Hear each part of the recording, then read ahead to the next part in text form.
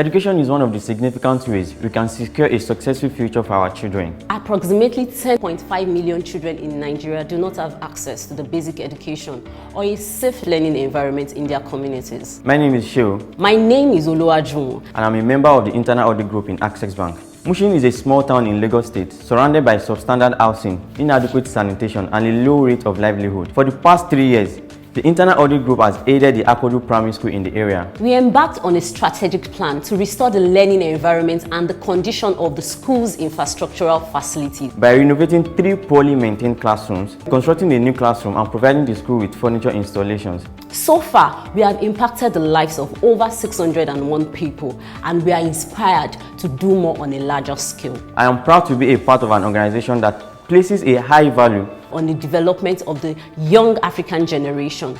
Join us in building Africa's gateway to the world.